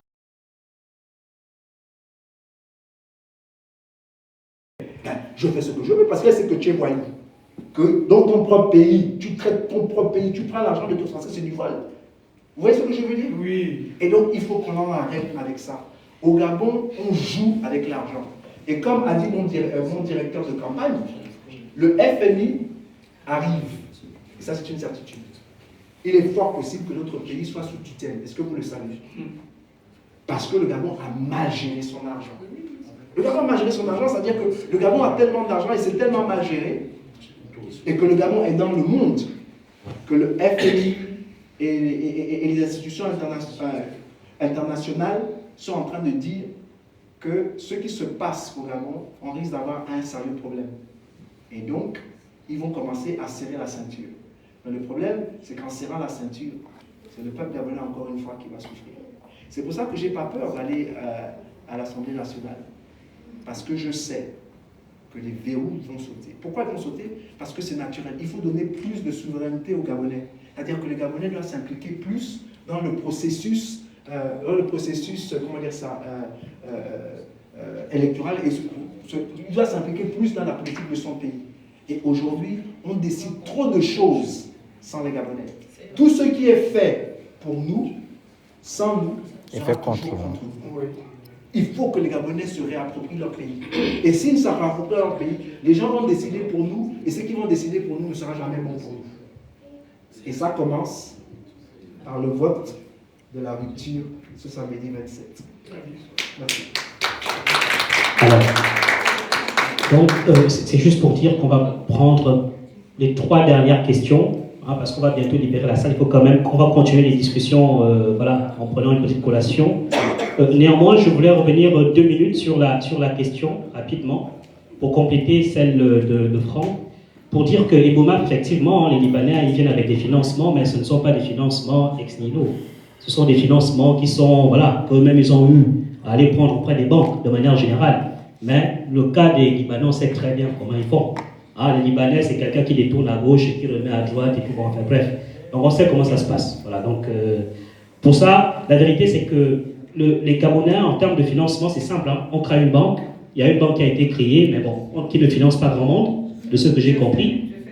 Voilà, il y a une banque qui a été créée au Gabon qui ne finance grand monde. Le problème, c'est qu'on ne finance pas. Nos banques ne financent pas. Et même, il y a des personnes ici dans la diaspora, et même peut-être même pas parmi vous. On a eu le cas d'une femme au Canada qui nous a dit qu'elle avait des fonds. Elle avait son argent, elle voulait aller créer un institut de biologie, quelque chose comme ça. Elle avait son argent, mais devant, il y a eu des problèmes de corruption, etc., etc. Et donc, elle a dû abandonner le projet. Ici, dans la diaspora, il y a des personnes qui peuvent lever des millions pour aller investir. Mais qui, parmi nous, va lever des millions pour aller investir au Gabon? On sait comment ça se passe. C'est compliqué, il y a un problème de confiance. Donc, c'est un peu ça. Merci. Excuse-moi, quand tu as dit ça me fait penser à quelque chose aussi. Je crois que c'était la semaine dernière, j'étais en train de discuter avec des compatriotes. Et donc, c'était un Gabonais qui vit ici en France et qui voulait acheter une maison au Gabon. Et donc, il est allé à la banque pour demander donc un prêt. Et la banque lui a dit carrément, dommage pour vous. Il a dit pourquoi? Parce que vous êtes Gabonais. Si vous étiez Sénégalais, on allait vous prêter l'argent. Mais parce que c'est le Gabon, non. Ça veut dire quelque chose. Ça veut donc dire que... Non, en France. C'est-à-dire un Gabonais qui vit en France, qui voulait prendre, parce que tu peux, je ne le savais pas, mais apparemment tu peux demander, si tu travailles en France, bien entendu, donc ils connaissent ton salaire, que tu peux investir dans n'importe où dans le monde, parce qu'ils savent où ils vont attraper leur argent, puisque tu travailles ici. Okay? Mais le problème, c'est que la banque a dit, dommage, parce que c'est le Gabon. Mais si c'était le Sénégal, on allait débloquer les fonds. Ça veut donc dire que dans notre pays, il y a un sérieux problème avec l'argent. Vous voyez ce que je veux dire? Et donc cela doit changer. Merci. Bonsoir tout le monde. D'abord, merci aux candidats d'être venus nous voir ici à Bordeaux. Et effectivement, au début de votre propos, vous avez dit que vous êtes cohérent depuis 2009. Et honnêtement, je voulais souligner cet aspect-là parce qu'on a quand même 26 candidats, députés pour la diaspora, 26 candidats. Je ne sais pas s'il y a d'autres circonscriptions au Gabon qui ont autant de candidats. Tout le monde veut être député de la diaspora, 26. Mais c'est vrai qu'en termes de parcours politique, en termes de cohérence politique, honnêtement, je pense que vous êtes le candidat le plus cohérent, ça, il ne faut pas vous l'enlever. Au moins ça, on doit vous donner ce mérite-là. Et je voulais le souligner. Et c'était très important de le dire parce que vous n'avez jamais trahi vos convictions et vous n'avez jamais corrompu vos idées. Donc voilà. En tout cas, jusqu'aujourd'hui, parce que à partir de samedi, on ne sait pas ce qui va se passer. Donc voilà. Mais ma question, effectivement, portait sur l'accès à la propriété. L'accès à la propriété des Gabonais qui sont à l'étranger, parce que c'est un parcours du combattant. Nous qui travaillons ici en France depuis bientôt des années, qui avons décidé d'investir sur nous-mêmes et d'accéder à la propriété au Gabon, nous que nos parents n'ont pas laissé les terrains, et voilà, et on aimerait bien justement acheter des terrains, acheter des maisons. Bon, on entend le président est venu ici, nous a dit il y a des mécanismes, il y a plein de choses. Je vous avoue que j'ai essayé ces mécanismes-là, ça ne marche pas. Les documents qu'on vous demande, généralement, ce sont des documents lorsque vous êtes sur le territoire gabonais et non sur le territoire français. Rien n'est adapté. Et vous allez quelque part, on vous envoie ailleurs, vous allez ailleurs, on vous envoie, voilà. Donc, c'est pour ça que ma question, elle est très simple. Concrètement, parce que je vois que vous maîtrisez parfaitement votre sujet, on sent que vous êtes dedans depuis 2009 et depuis bien longtemps, depuis votre jeunesse. Ça, c'est bien beau, mais concrètement, moi, demain, je me lève, j'ai envie d'acheter un terrain pour construire ma maison. Je n'ai confiance en personne au Gabon, parce que nous-mêmes, nous sommes tous là, on a tous eu déjà ce genre d'expérience, on sait comment ça se passe. Tu vas envoyer 5 000 €, on va te bouffer 4 800 €.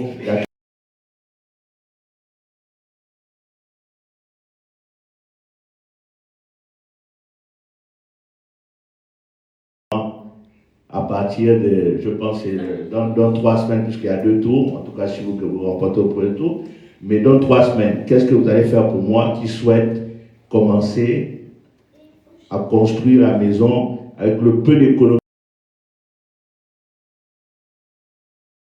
Merci. Est-ce que vous permettez que je puisse compléter en fait, parce que c'est ce que j'allais poser comme question. Après, je prends.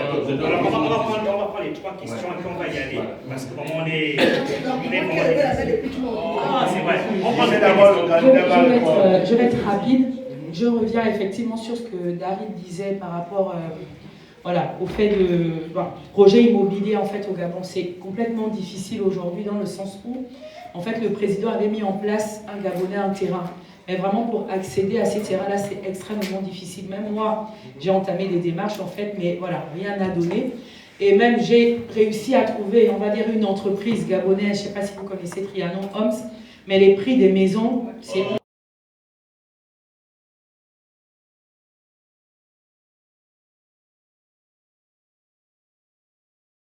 Pour un Gabonais lambda, et même pour un Gabonais qui vient à la diaspora, en fait, pour pouvoir financer, ça on va te demander, je ne sais pas combien de... trouve cet argent concrètement, en fait. Moi, j'ai vu qu'en Côte d'Ivoire, il y avait par exemple des programmes qui avaient été...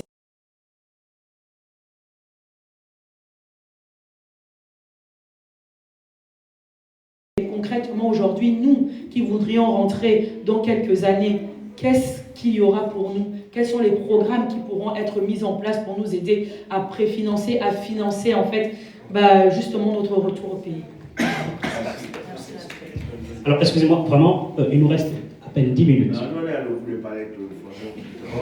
mais dans 10 minutes, on va nous chasser. Donc, ce que je propose, c'est quoi? C'est que qu'on commence effectivement à s'acheminer vers le petit cocktail qui a été prévu. Bon, ma question, c'était par rapport à... j'ai appris qu'il y avait des accords entre le Gabon et la France concernant le permis de travail.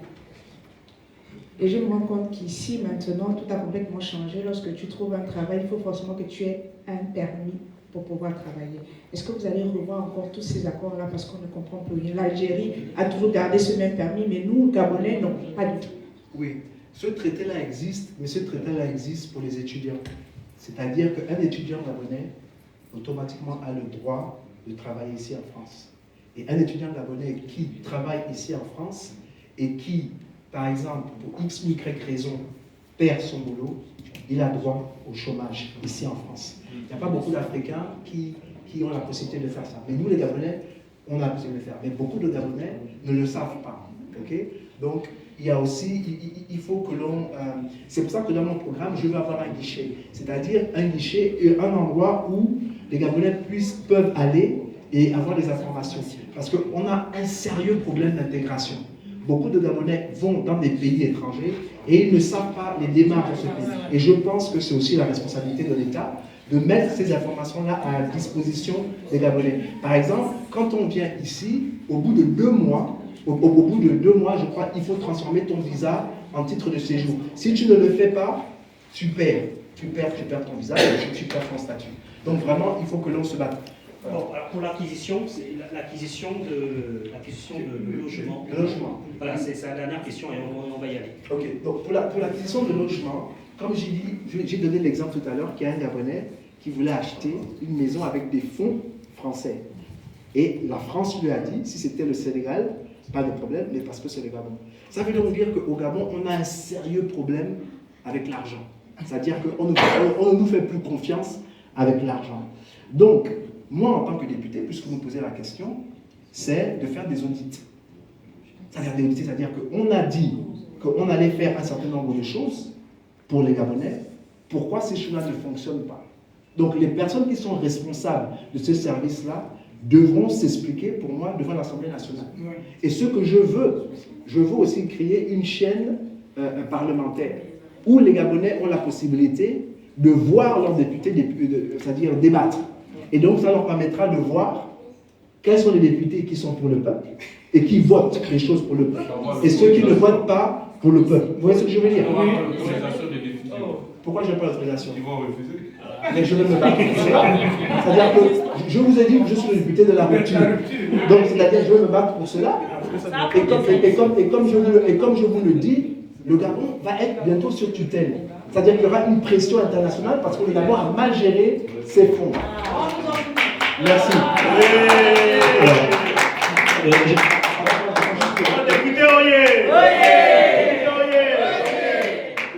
Et plus que... Qu'est-ce que je voulais même dire? Puisque tu as le projet de faire en sorte que les Gabonais puissent créer leur compte bancaire depuis la France, qu'on puisse créer le compte bancaire, je pense que c'est peut-être un élément qui pourrait éventuellement permettre à ce qu'on puisse accéder un peu plus facilement. On peut créer son compte déjà. Non. Vous pouvez créer. Attendez, je vais répondre. Oui, tu peux créer ton compte, sauf qu'à la fin, il te demande de déposer 1 000 euros. Maintenant,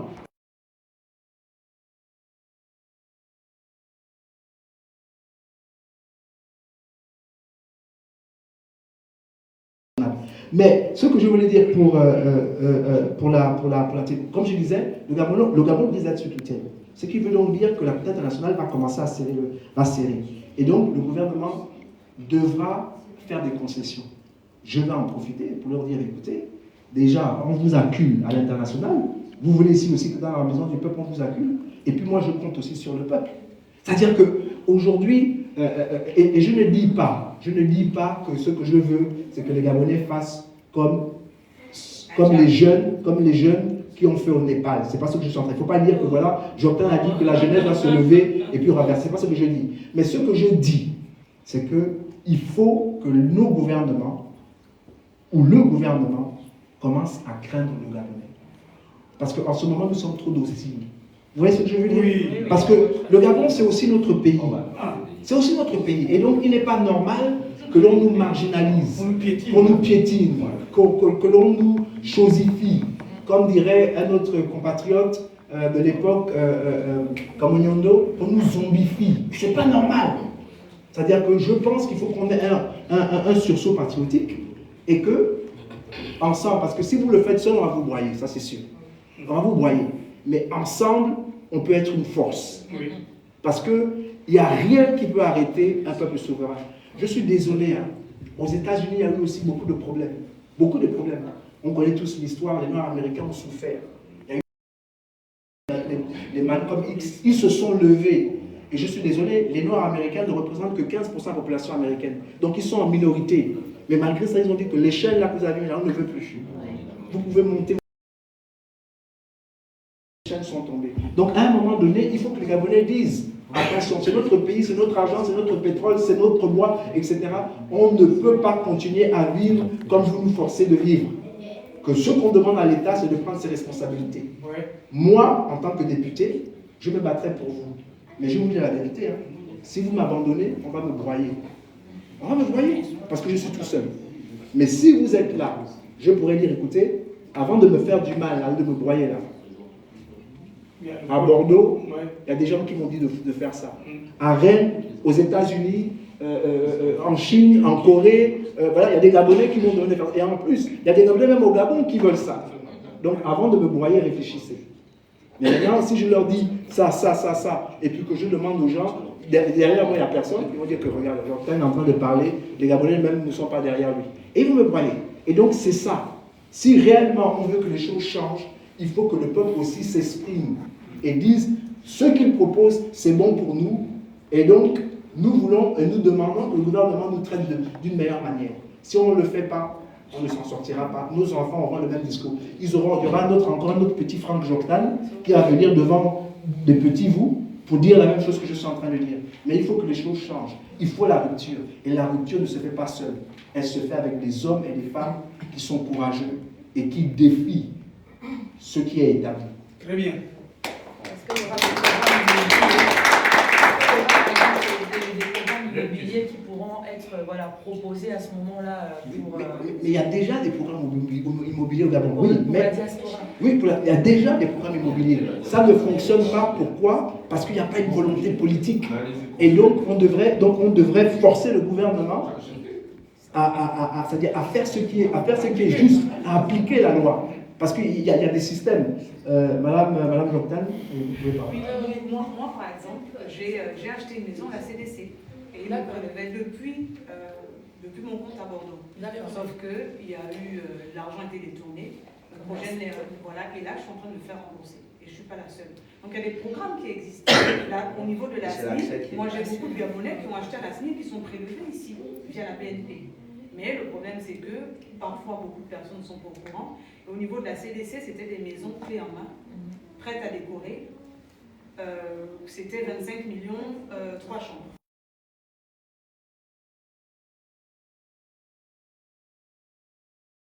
Non, si. C'est-à-dire que moi, ma mère, elle a pris le dossier, je l'ai complété et il me prélevait ici. Après, ce que je veux dire... Il me prélevait ici. Donc, on avait 2 ans pour payer l'apport. C'est un programme... Gabonais qui a dit qu'il ne pouvait pas emprunter. Non, ça c'est deux choses différentes. Là, on parle d'un Gabonais en fait qui voulait emprunter 40 000 euros.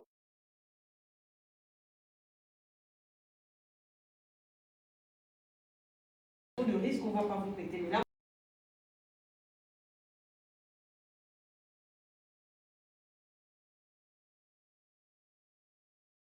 l'argent a été détourné. Même qu'on nous rembourse. Là, on m'a appelé même aujourd'hui pour dire que mon chèque est prêt. C'est la chance que j'ai faite. Donc les programmes existent. Le chèque est prêt. On parle de ça, c'est la belle information. Juste une seconde. Et c'est pour ça que je dis qu'il faut des enquêtes. C'est aussi le rôle du député. Le rôle du député, c'est d'enquêter des choses comme ça là. C'est-à-dire que pourquoi, par exemple, les Gabonais de la diaspora investissent, ils mettent de l'argent de côté et que le truc est détourné. Qui a détourné? Parce que la personne qui a détourné doit soit rembourser ou aller en prison.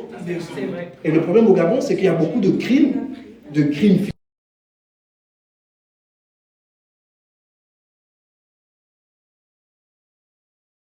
la rupture. Bonsoir tout le monde.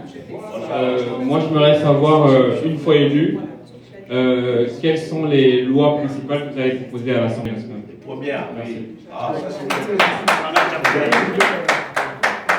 Déjà, une autre encore. Ouais, mais attendez, si vous posez beaucoup de questions en même temps, je risque d'oublier sa question. Donc, juste après elle, ok. Je n'ai plus 30 ans. Qu'est-ce que je voulais dire? Oui. Donc, quelle est la loi? Bon, il y a beaucoup. La loi qui me vient en tête plutôt, en ce moment, c'est, par exemple, je veux que ça devienne criminel. Il faut qu'on inclue un budget pour la bourse. C'est-à-dire que pour moi, il est inconcevable, ça c'est rapide hein, pour régler, il est inconcevable qu'on envoie des enfants du Gabon à l'étranger et qu'on ne paye pas leur bourse. C'est leur seul revenu. Pour moi, c'est criminel. Et je veux donc, dès qu'on fait le budget du Gabon, que l'on met déjà de côté aussi de l'argent pour les étudiants pour l'année, pour que les étudiants, plus jamais, leur bourse ne soit pas payée. Voilà, c'est ce que je veux. Ça, c'est la première fois qui me voit en tête. L'autre chose aussi, c'est qu'il y a beaucoup de scandales financiers au Gabon. Il faut une loi qui fait peur quand quelqu'un veut détourner de l'argent 2 fois. Tu vois ce que je veux dire? Donc, c'est-à-dire que détourner de l'argent au Gabon, même si on le dit de la bouche, que c'est un crime, il faut un mécanisme qui nous permet de punir les gens qui détournent de l'argent. Parce qu'aujourd'hui, les gens... Le pays ne peut pas avancer quand on fait ça. Parce que quand vous détournez de l'argent, vous empêchez à un Gabonais de s'éduquer, vous empêchez à un Gabonais de se soigner, vous empêchez à un Gabonais de s'épanouir. Vous voyez ce que je veux dire? Et le problème du Gabon aujourd'hui, c'est qu'il n'y a pas de transparence, point de vue finance. Et moi, je pense qu'en tant que député, les députés devraient appeler le gouvernement et quelquefois, quand ce n'est pas clair, quand c'est opaque, le gouvernement doit s'expliquer. Pas en cachette avec les députés. Cela doit être télévisé. Les Gabonais ont besoin de savoir ce qui se passe. Parce que vous payez des impôts, okay, vous soutenez un gouvernement, vous avez besoin de savoir si le gouvernement travaille pour vous. Et il travaille bien pour vous. Donc, voilà quelques lois qui me viennent en tête. Moi, je ne suis pas juriste. Donc, ce qui est sûr, c'est qu'une fois que je suis élu député, je vais m'entourer des juristes les plus brillants de notre pays pour pouvoir penser comment on peut, c'est-à-dire corriger certaines choses, protéger les intérêts du peuple gabonais et protéger les intérêts du Gabon. Moi, c'est ce qui me motive. Voilà. Alors, bonsoir à tous. Souvent, on observe les candidats proches de la population pendant les élections. Et puis après, on n'a plus accès à eux pour pouvoir, comme vous disiez tout à l'heure, peut-être proposer des lois, parce que vous êtes nos représentants auprès de l'Assemblée nationale. Votre siège est étendu sur plusieurs continents. Comment est-ce que vous comptez garder le contact avec tous vos électeurs après le mandat? C'est une très bonne question. Comme j'ai dit, si je veux réussir, c'est dans mon intérêt de rester en contact avec vous, parce que vous êtes ma force. Vous voyez ce que je veux dire? Si je vous abandonne, je serai livré. Ouais. Si je vous abandonne, et je me livre, je serai broyé. Donc c'est dans mon intérêt d'être en contact avec vous. Et puis c'est aussi dans mon intérêt de vous faire part de mes succès. Vous m'avez dit, il y a tel ou tel problème, à l'Assemblée nationale, nous avons fait telle ou telle chose. Est-ce que vous sentez à vos niveaux l'effet de ce que nous avons établi? Vous voyez ce que je veux dire? Donc, le contact qu'on aura. C'est pour ça que j'ai utilisé ma suppléante et aux États-Unis. Parce qu'aux États-Unis, elle est au Canada. Donc, pour les Amériques, c'est couvert. Maintenant, il faudrait qu'on imagine qu'est-ce qu'on va faire pour les Gabonais qui sont en Asie et aussi en Océanie. Okay? Mais ce qui est certain, c'est que je veux être le genre de député un peu à l'américaine. Ce qui veut dire, j'aurai une page web où vous aurez la possibilité de m'écrire, n'importe quel Gabonais, de m'écrire. Je ne dis pas que je vais lire tous vos messages, parce que sinon je ne pourrais pas lire, mais il y aura quelqu'un qui sera dédié à lire ces messages-là. Et si ces messages, il y a plusieurs messages qui reviennent, c'est la même problématique, il faudrait qu'on me remonte ce cas-là. Et ce cas-là, il faudrait qu'on le traite. C'est-à-dire que si je ne sais pas moi, il y a 1000 Gabonais qui me parlent de la même chose dans la diaspora, ça veut dire que c'est un problème. Tu vois? Mais maintenant, s'il y a un seul Gabonais qui me parle d'un problème, je ne veux pas dire que je ne vais pas regarder, mais c'est possible que mon staff ne me le remonte pas. Mais s'il y a un problème qui à chaque fois revient, en plus, pas seulement en Europe, mais en Amérique, en Asie, ça veut dire que c'est un réel problème. Donc par conséquent, il faudrait que je l'adresse. Vous voyez ce que je veux dire? Et donc il y aura quelqu'un, peut-être pas forcément moi, qui va vous répondre en vous disant que le député de la rupture a vu votre message et qu'il en fera travailler dessus. Merci beaucoup. Alors, bien sûr. Merci beaucoup. Merci. Bon, alors, ça va être la dernière question. Ensuite, nous allons laisser le candidat conclure. Donc, la dernière question. Ça va aller? Bon, alors, donc, merci beaucoup, merci. Et donc, maintenant, nous allons laisser le candidat dire son mot de fin. Et après, nous pourrons éventuellement aller partager un petit cocktail. Oui, on continue les échanges là-bas, naturellement.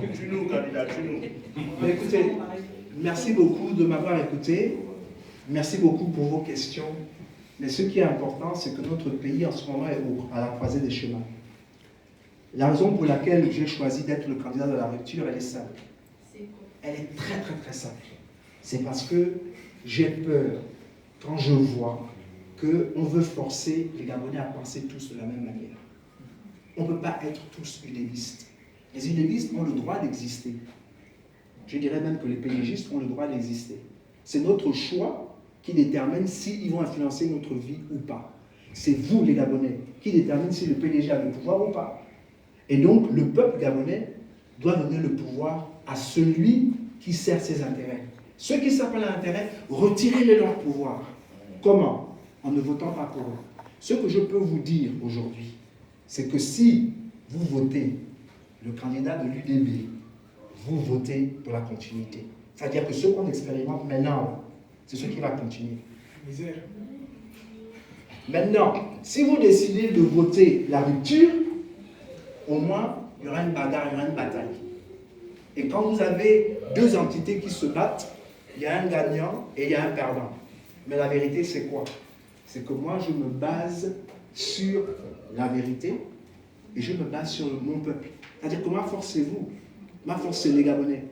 Donc, je vais à l'Assemblée nationale pour proposer des choses qui sont bonnes pour le Gabon et qui sont bonnes pour les Gabonais. Normalement, un député UDB devrait accepter ce que je propose puisque c'est bon pour le pays.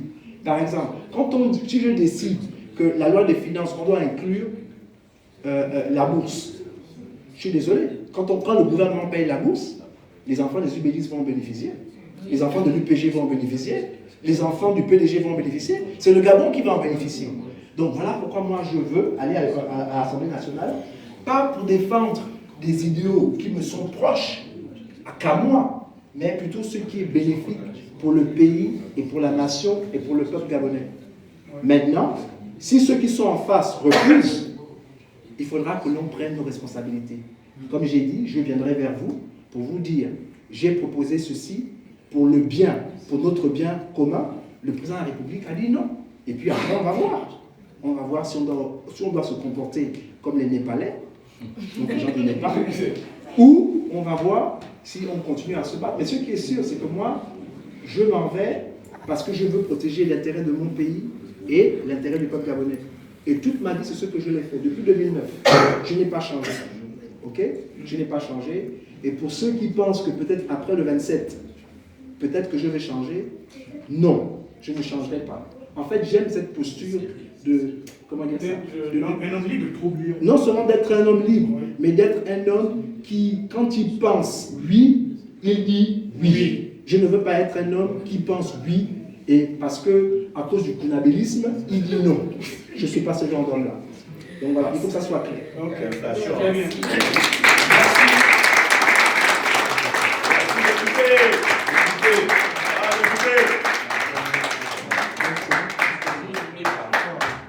Écoutez, il y a des collations, vraiment, je serai parmi vous, donc je vais me parler en ce temps. Merci beaucoup. Donc vous connaissez déjà, hein? Faites déjà votre choix. Donc, on est ensemble. Le député de la diaspora, c'est M. Franck Joktan. Et vous faire un coucou. Le voici. Donc vraiment merci de participer. Je vais me battre pour vos intérêts. Je sais que c'est difficile, mais vous me connaissez depuis 2009-2016 avec Nicolas, nous nous sommes battus pour les intérêts du peuple gabonais et pour les intérêts du Gabon. Et donc je n'ai pas changé, j'ai seulement un peu vieilli, j'ai les cheveux blancs, mais j'aime mon pays et j'aime mon peuple. Et nous allons nous battre afin que les doléances du peuple gabonais puissent être réalisées. Voilà, le voici. Là, c'est notre député de la diaspora. Il est éloquent, c'est ce qu'il dit, il maîtrise son sujet. Et c'est un combattant. Très bien. Voilà, c'est pas un kunabéliste. Donc, le candidat de la rupture est là. Donc, vous connaissez déjà votre choix. C'est le 27. C'est le 27. Donc, il faut voter pour notre candidat, M. Franck Joktan. Il a tout. Il a dans la tête. C'est rempli là-bas.